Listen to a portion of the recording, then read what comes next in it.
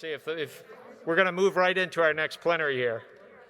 Let's disperse from the stage. Thanks to our previous speakers. Thank you. There'll be opportunity for engagement at the networking reception right after our final plenary, which is going to start now. It gives me great pleasure to introduce John Pereira, partner at IBM Global Business Services, to introduce our moderator. I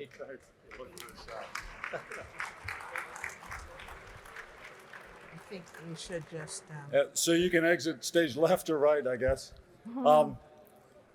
Thank you. And it is my honor today to introduce the final plenary session, Protecting DoD Supply Chains. I will first both thank and commend INSA and AFCEA for adding this topic to the list of plenary sessions. It's mission critical, it's crucial, and it's timely. According to a recent RAND report, supply chains are the foundation on which all U.S. operations depend. And that was spoken about the U.S. Air Force, but I think it applies across DoD, the intelligence community, and industry.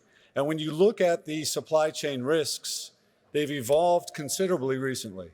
It used to be you worry about sourcing, transportation, deployment, recovery, and you have to add to that now operating in an increasingly connected world with increasingly aggressive acts by our adversaries to disrupt our supply chain. I think Greg Kausner may have summarized it perfectly when he said, we're working to solve a problem that took 50 years to evolve. So with that as a backdrop, and with the assurance that IBM and the rest of your industry partners understand the mission criticality, I get to introduce the moderator of this session. I won't read her bio, though I do suggest you do so. It's in the handout, and it's extraordinary. I'm just going to take two highlights, if you don't mind. Perfect. There is no one in USG or industry who's better, a better spokesperson on acquisition and supply chain. Ellen Lord was the Undersecretary of Defense for Acquisition and Sustainment, and she was the CEO of a highly innovative, agile, high-tech company. And so I do not think you could have a better moderator. I won't go on any further, but I'll turn it over to the Honorable Ellen Lord, and welcome. Thank you, John. Thank you, IBM, for sponsoring the session.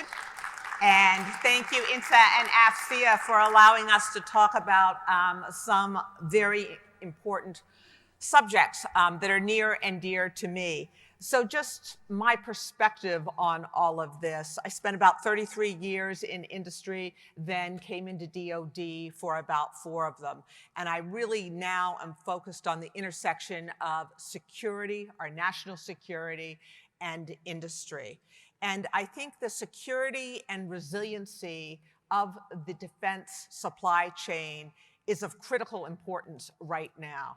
In fact, when I started in 2017 at DoD, we were just beginning work on what was called the 13806 report. There was an executive order mandated to look at manufacturing and the resiliency of the defense industrial base. We actually published the report in October of 2018, working with the interagency very closely with Commerce, Treasury, DOE, and many others.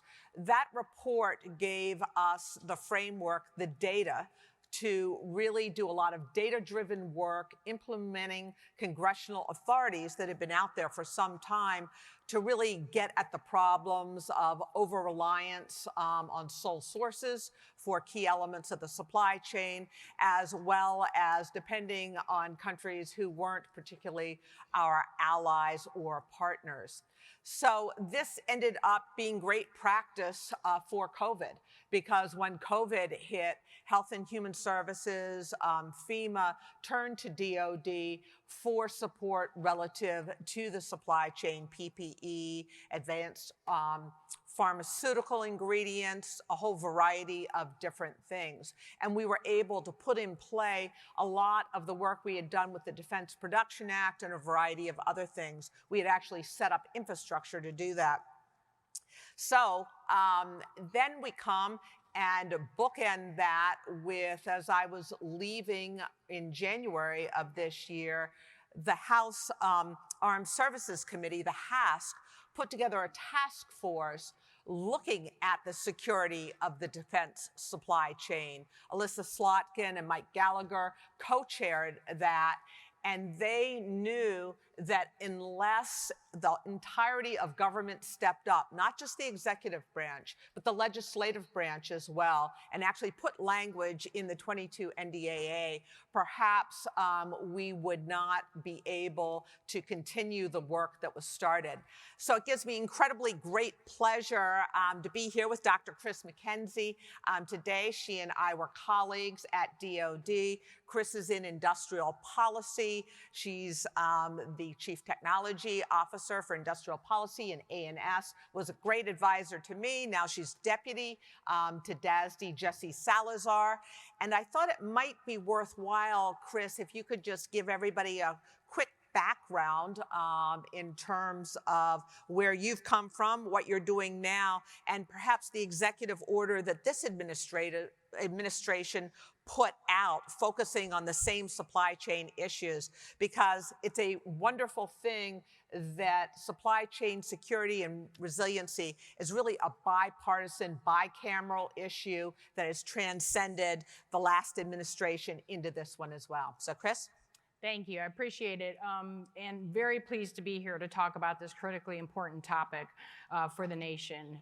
We've been really pleased to see the bipartisan support, as Ellen mentions, of going through the administration, the previous administration, and this administration, continuing the really excellent support we've had on this particular topic.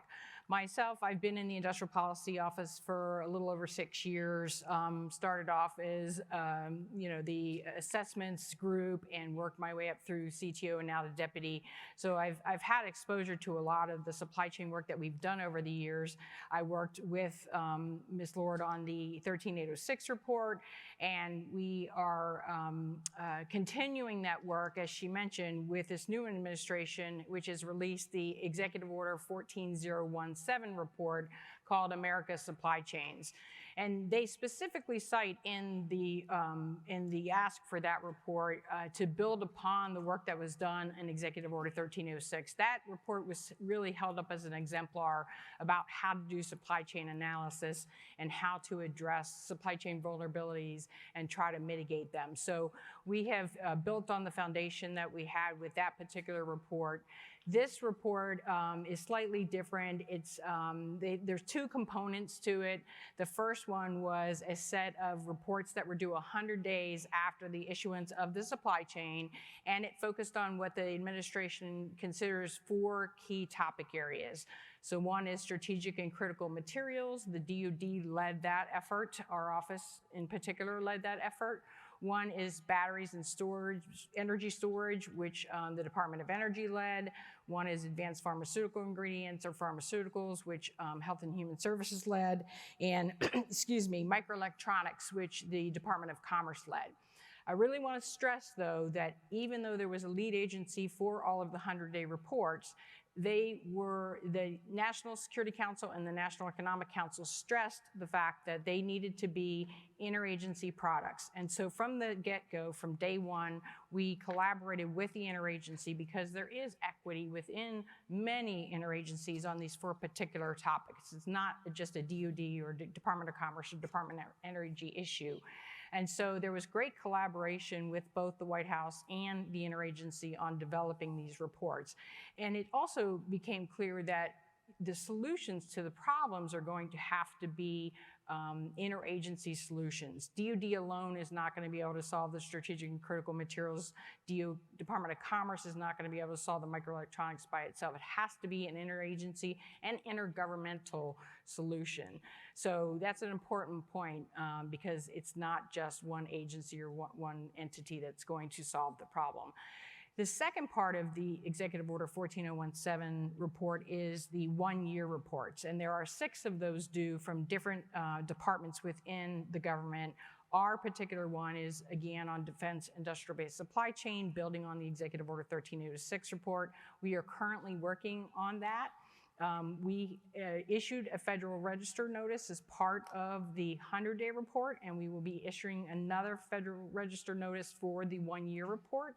It's crucial that we get industry feedback and industry input into these reports. So please be on the lookout for that. Those reports should be published in about the February timeframe, so also be on the lookout for those. So great. I understand that about 70% of the audience here at this event is industry versus government. So I think a typical question is, how does our voice be heard? And I think what Chris is pointing out, that their Federal Register notices, is critically important because people need to speak up about that. I know that one of the concerns has always been, as we look at cybersecurity threats, as we look at these complex data gathering processes that DoD and all the interagency goes through, the small businesses where the predominance of our innovation really comes from are not sure that their voice is heard or even how to have their voice heard. What comments would you have? What recommendations would you have for small businesses in terms of having their voice heard and having an impact? Right, absolutely. Cannot agree with you more that small business is a key part of this. Much of the innovation comes from them. They are a key supplier to the industrial base for the Defense Department. The Office of Small Business Programs resides within industrial policy, our office. There's also a small business. Excuse me, do you actually have names that you can give people? So Farouk Mita is the director, thank you, of the Office of Small Business Programs. So he has been brought on board to make sure that we are emphasizing, this administration particularly, not that others haven't, but this administration is emphasizing small businesses. And so Mr. Mita has been brought on board as the director for the OSBP office in order to make sure that we are including small businesses in our processes and in the things that we are doing with regards to supply chain resilience. So obviously our website, businessdefense.gov, is a good resource to enter into the system and make sure we actually have what we call a placemat for small businesses that gives them an outline of all the different places they can go to get help, all the different points of contact, all the different help they can get. But certainly, you know, Mr. Mita is welcome to entertain any industry input that we can get. We also regularly meet with the Small Business Administration and small business companies to go over what's going on within the department, especially with regards to these supply chain issues. So we have meetings with industry associations, but also the small businesses themselves. So there's constant interaction with the small businesses. We consider that a key part of our efforts. A lot of the challenges with our supply chain happen in sort of gray zone efforts, so to speak. So beyond open conflict, obviously. And we have seen ransomware, we've seen all types of theft of intellectual property. And cyber security, cyber resiliency is more and more on everyone's minds. Can you just comment where the department is in terms of rolling out initiatives for cyber resiliency and cyber security? Sure. Obviously, cybersecurity is one of the greatest defense industrial base risks.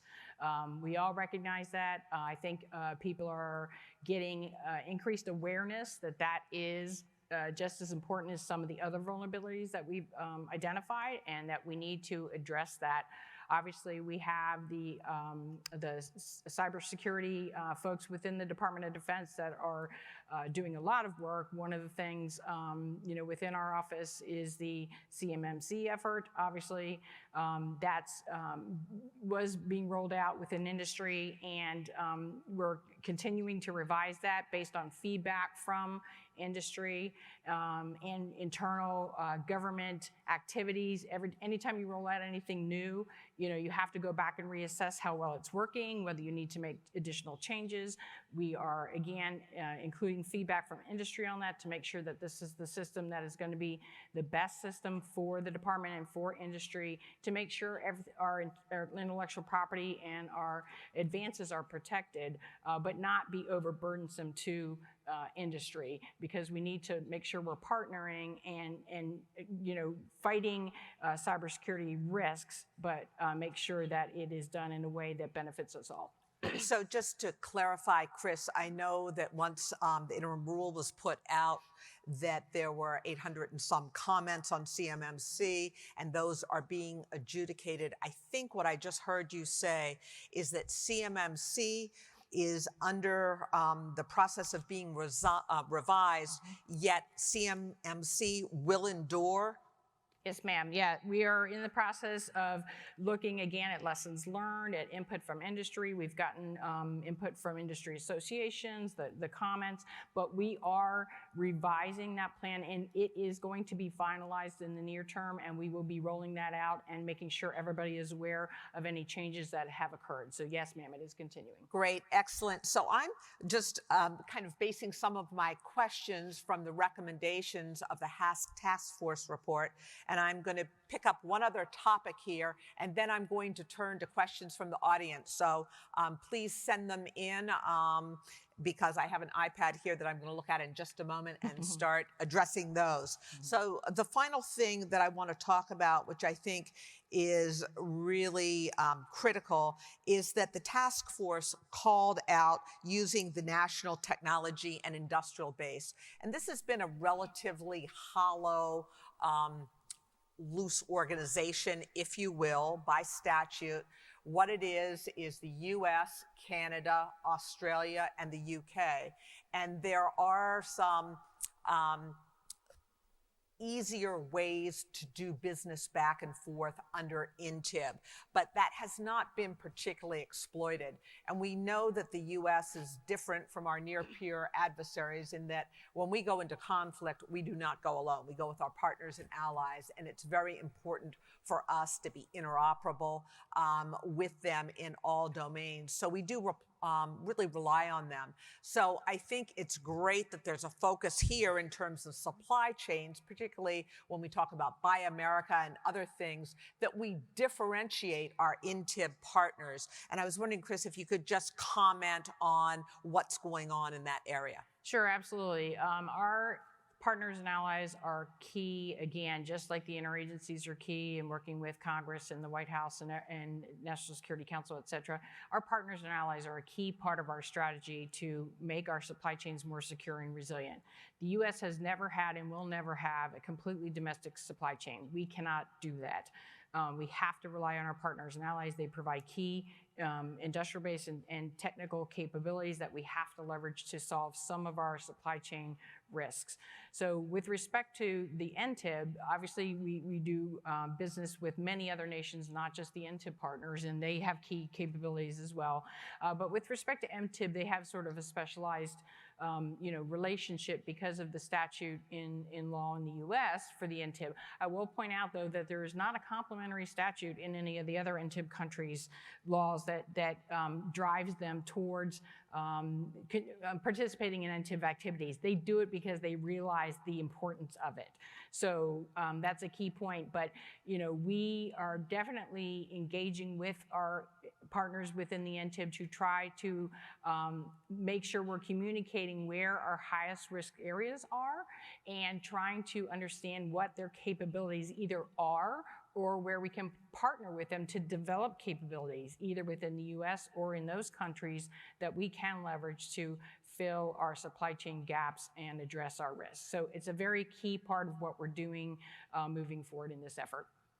So I'm going to jump into the questions here in just one moment, but I think it's worth pointing out for those of you that are really interested in this topic that the HASC Task Force report was published on July 21st of this year. I think it's a very good read. There are also a number of efforts around town on the very same topic. In fact, the Reagan Foundation is building on the HASC Task Force work and plan to have a report out in December for the Reagan Forum.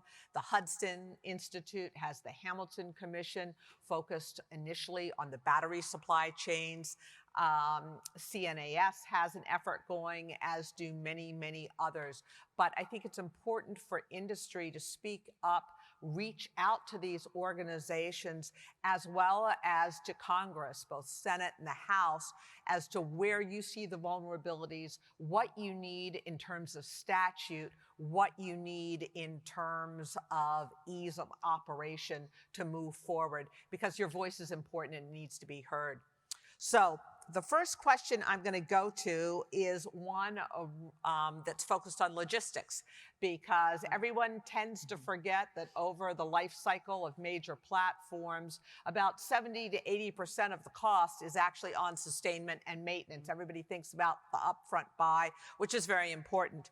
But this question is entitled Just-in-Time Logistics, and it says, just-in-time logistics for components manufactured offshore increased profits, but also increased vulnerabilities, as we saw when the pandemic disrupted global manufacturing and shipping.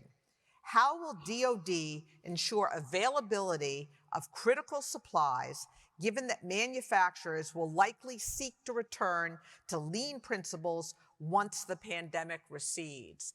And just if I can have one little input to that, I think everybody always wonders, how do they do things in that building called the Pentagon? You might want to talk about the IBC and how everybody comes together. Yes. Thanks. So that's a very excellent question.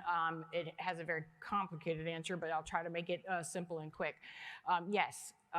We have recognized both within the department and I think within commercial industry that relying too heavily on a supply chain that may be vulnerable during times of crisis is not the best strategy. So, we've been working with commercial industry because in many of these instances, like microelectronics and rare earth elements, things that you keep hearing about in the news, DoD is a very, very small customer, 1% or so.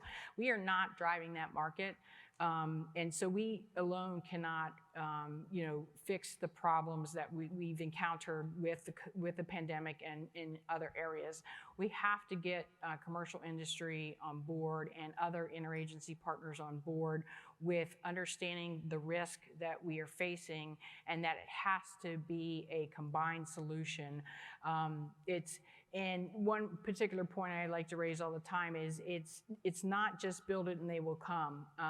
We have to ensure that if we build something and we spend the money to do that, which facetiously I say is the easy part, how can we sustain that capability? Because if we just build it and we have that same mindset that we're going to the lowest cost provider, et cetera, we're not going to be able to sustain that capability once we build it. So we need to make sure that commercial industry is on board with at least some sustainment of that activity, encouraging use of dual suppliers for risk reduction, et cetera. Within the department, we have the Industrial Base Council, which is a 3-star level body chaired by the Undersecretary for INS. Currently, it's Mr. Greg Kausner who's performing the duties of the Undersecretary. And that is a forum that we've used very successfully. It was in place prior to COVID, but we really ramped it up during COVID to address the supply chain issues that we saw because of the pandemic. So a lot of the funding decisions that were made using the Defense Production Act were determined and finalized through the Industrial Base Council. We continue to use that mechanism because it contains all the service acquisition executives and the sustainment executives, plus the joint staff who is responsible for logistics of things. And so it's a way for us to have at a 3-star level a very coordinated, collaborative response and activities with regards to supply chain risk and mitigating those risks. Great. And you know, when we think about logistics, it always comes up as the first failure mechanisms in war games. So getting your supplies cut off and so forth. So that again goes back to the notion of really focusing on the INTIB and perhaps having pre-positioned supplies Correct. and so forth. So from a logistics point of view, that becomes very important. Yes. So here's a question that kind of comes around to the other side of that, really focused on what I would call nefarious foreign investment. And there's quite a bit of work done by the Council on Foreign Investment in the United States and so forth. But the question is, how concerned are you about clandestine foreign investment in U.S. companies? To what degree do you think foreigners have gained control or are trying to gain control over, quote, single point of failure, unquote, technologies or services? Right. I'm very concerned, very concerned, and everybody should be, because our adversaries are mounting very strategic, very targeted campaigns to go after not just our supply chains, but our intellectual property, our technological advantages. So we, keep very close watch on those activities. In our Office of Industrial Policy, we lead the Committee on Foreign Investment in the United States, or CFIUS, as Ms. Lord mentioned, and the new regulations FIRMA that helped expand that to cover additional areas that we weren't able to review under CFIUS. So our office is continually monitoring those investments and reviewing those from a national security perspective. I will say that process is an interagency process, just like a lot of these things, and DoD is only one voice, and we need to work with our interagency partners to make sure that if there is a national security concern, it outweighs something like an economic benefit, for instance. There is investment, it's creating jobs, so there might be their perception that, that might be a good thing, that there's investment, but we need to couch that in terms of what does that look like from a national security perspective. So yes, we have many, many efforts ongoing with this. We are very vigilant in making sure, even we have a group called the non-notify, because CFIUS is a voluntary process. And so we track things that even aren't reported to us. We make sure that we review those transactions as well, because we can pull them into the system if we see there's some kind of issue. Yeah, I will say my experience is that CFIUS meetings are one of the more dynamic interagency meetings, which is saying a lot, because everybody has a different lens according to the chair they sit in. If you are at DoD, national security is your imperative. If you're sitting at Treasury, you want deal flow. You want money coming into the U.S. So this balance is a challenging one to sort out. One of the recommendations in the HASC Task Force report was to really implement technology in terms of looking at supply chains. And I think this is one of the silver linings, frankly, of COVID, in that at DoD, and I think this is carrying across the interagency, all of a sudden, we started to apply supply chain illumination tools. And this has been incredible. And in fact, it's very much like doing intelligence webs of, this car here, that person there, and putting it all together. But now there are companies like Exeger, for instance, that can go and look not just 1, 2 levels down in your supply chain, but 6, 7, 8, 9, and use AI to bring that together. Govini, others are there as well. Yeah, I just want to make a quick comment about that. The Undersecretary, again, for ANS, performing the duties of, just stood up a supply chain resiliency working group, which that is one of the focuses of the working group. We realized that we needed an enterprise-wide look at supply chain risk and resiliency. The services have their efforts, OSD has their efforts, but there needs to be this collaborative, coordinated response. And so the supply chain resiliency working group is going to be looking at things like, how do we get greater visibility into the supply chain? How do we better identify risk and issues before they happen? How can we be proactive? How can we put remedies in place? And so that activity is ongoing for the next 2 years, and the tools and the data are going to be a big focus of that activity. Yeah, that's a good point. I think all of this work has to be data-driven, and that's what the department's doing a good job of. So the next question is about rare earth elements, which were cited as a key issue coming out of the 13806 report, and in fact have been the focus of some DPA Title III type activity. So the question, the House Armed Services Committee Task Force on Defense Supply Chains recommended securing access to rare earth elements, 80% of which are produced by China. How do technologies used by DoD depend on rare earth elements, and what needs to be done to secure their supply without suffering the significant environmental impacts associated with their extraction? And it's not always the just extracting it, processing has been the problem. Yes. So rare earth elements, it gets a lot of press, and it should, because it's an extremely important thing that goes into almost everything you use. Your iPhone has rare earth elements in it. It's used in the department in many different ways, from guidance systems for our missiles to things like MRI machines, to deal with health things in rare earth magnets. So it's ubiquitous across the department, and it's an area that we really are focused on. We are making investments in this area using both our Defense Production Act Title III and our Industrial Base Analysis and Sustainment fundings. We are partnering with our allies and partners, specifically in this instance with Australia, who has a lot of capability in this area. So again, bringing in that partner and allied solution set. I will let you know that it's not the mining that's really the issue. We have plenty of rare earth mines in the United States and within our allies and partner nations. So there's a misperception that it's a mining issue. Mining is not the problem. It's really the processing that Ms. Lord alluded to that is where we are focusing our efforts, taking those materials out of the mines and turning them into the rare earth elements, and then making them into value-added downstream products like the magnets that go into your phones and go into our missiles. So that's where we really need to focus, and we are doing just that. Okay, there's a question here which I think we have just answered to a large extent with supply chain illumination, but many supply chain protection requirements are procedural and policy focused. Have you identified technical needs that would enable effective actions? Right. Yeah, the supply chain illumination work, absolutely.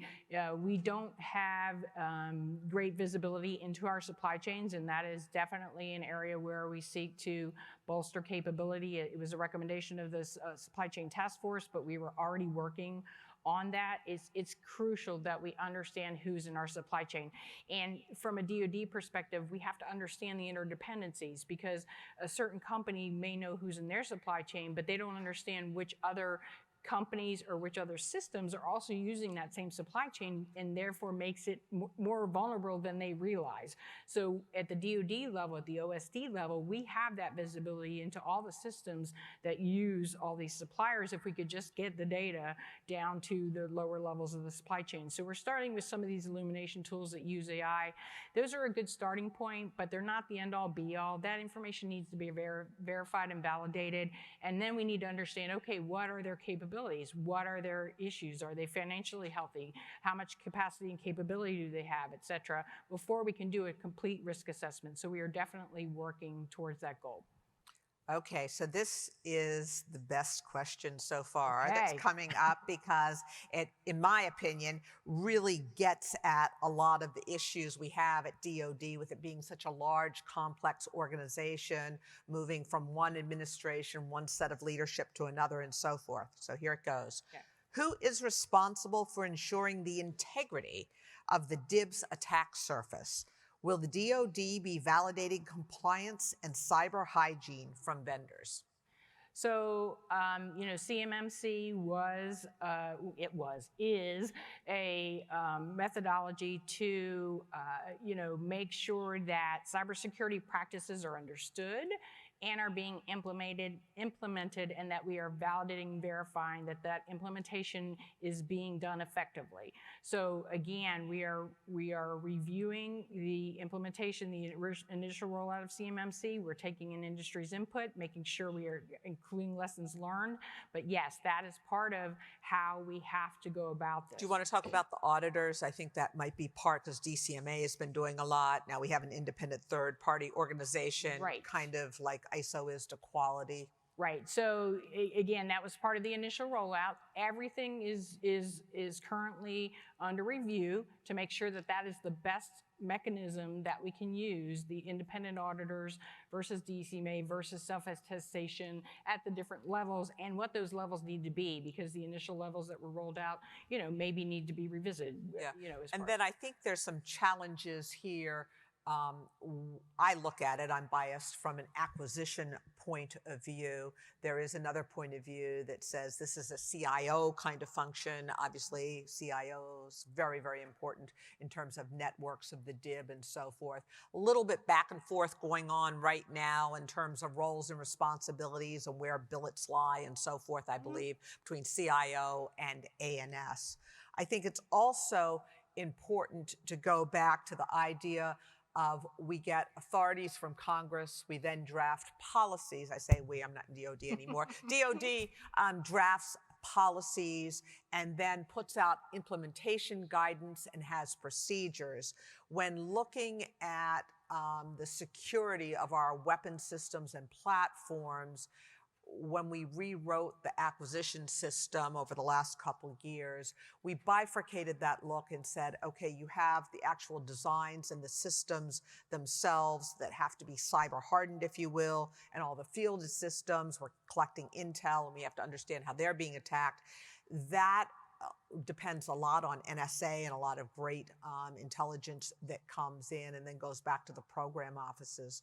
When we are talking about the defense industrial base and their networks, if you will, and how you develop new capability in a secure way, that's what all of this CMMC is getting at, and that's where the intelligence group at D&D, actually Intelligence and Security now, I guess INS, with now what used to be DDS, which is DCSA, goes out and does all the audits. And there has to be a strong coupling between the acquisition individuals and the intelligence individuals and the CIO individuals, because there are a lot of arcane, very specific technical things about acquisition that depends on all the rest of it. So it's a little bit of a complicated do, if you will. Right. Okay. We have another CMMC implementation question. How have DoD's internal reviews for CMMC affected the timeline for implementation? What changes are in store and what should contractors be doing in the meantime? Somewhat similar, but that what should contractors be doing in the meantime, I think is the next. Yeah, so I mean, I can't talk about specifics. Obviously, it's an ongoing internal review process. Please provide as much input as you can. That I cannot stress how important that is. We are really trying to make sure that we are listening to what industry's feedback was for the initial implementation. We will be finalizing any changes to CMMC very soon, and we will be transmitting that to you. But I would just continue on the way you are until that time comes, because there is going to be still the need to have cybersecurity practices in place, to have them verified and validated in some way. So I would say, continue on with what you're doing. Don't, do any major changes, but the guidance should be coming out shortly. Okay, and here's another one that goes back to supply chain illumination and I think industry capacity and capability. How does USG use AI/machine learning to understand its supply chain issues and bottlenecks? What have we learned from industry's experience? For example, the auto industry's microchip shortage. Right.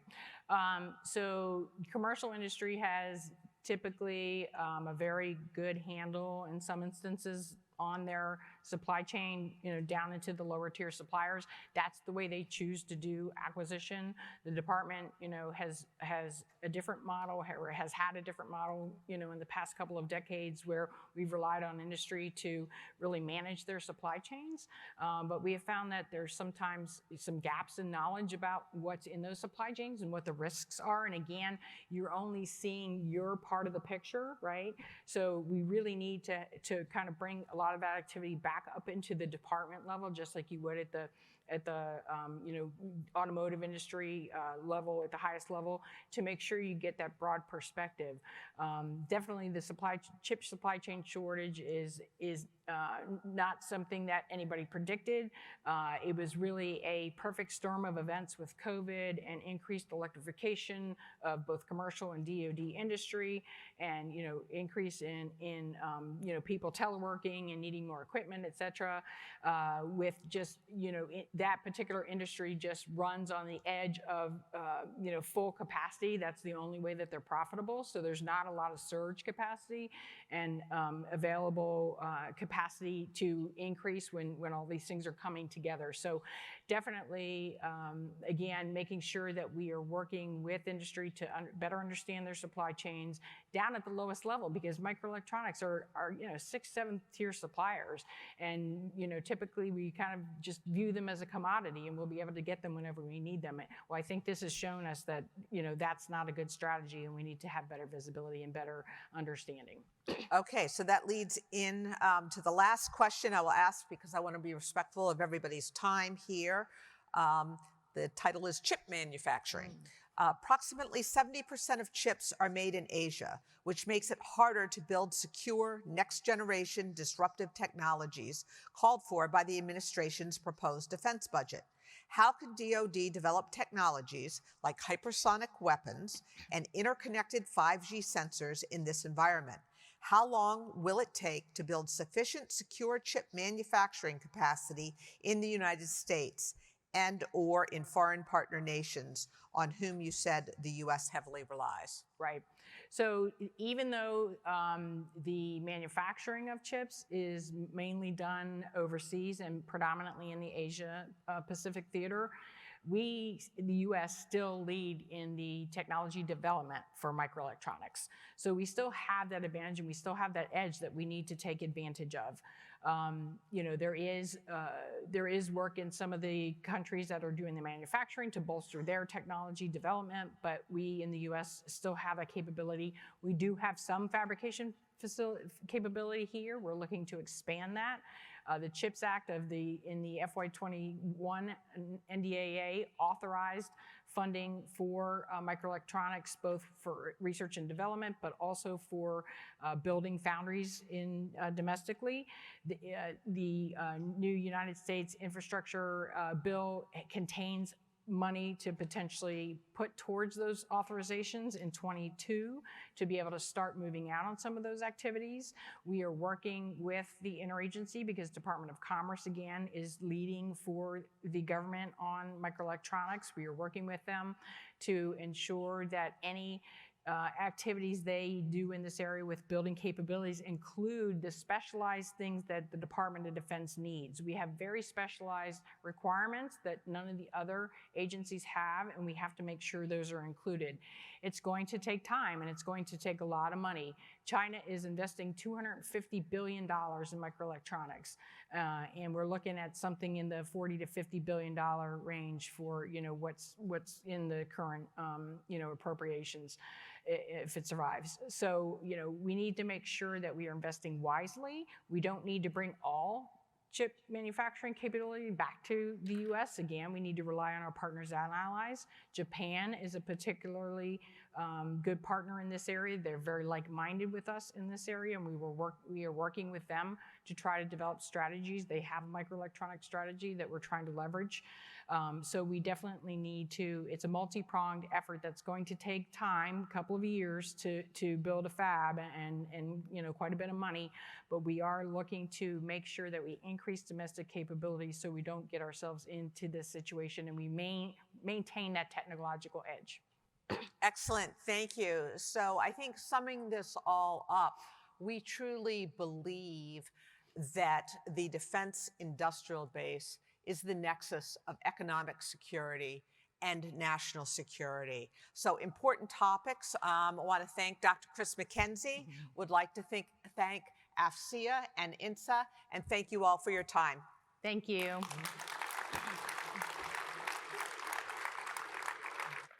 And thank you, Ellen and Chris, for that genuinely valuable, really deep content, deeply helpful. Thank you very much. This wraps up today's discussions. A quick review of tomorrow. Please reconvene here by 9 a.m. for our star-studded Strategic Intelligence Plenary session featuring the agency directors or deputy directors of CIA, DIA, NSA, NRO, NGA, and FBI. That should be DIA first, world's finest intelligence agency, and my alma mater. Other sessions tomorrow include a fireside chat with National Cyber Director Chris Inglis, his first real appearance in public since taking that job full-time, and breakout panels on China, space, AI, and advanced technologies. And now let's all join to enjoy for the first time, probably in a year and a half for most of us, a reception in the foyer where we can network with our colleagues. Thanks very much for showing up today.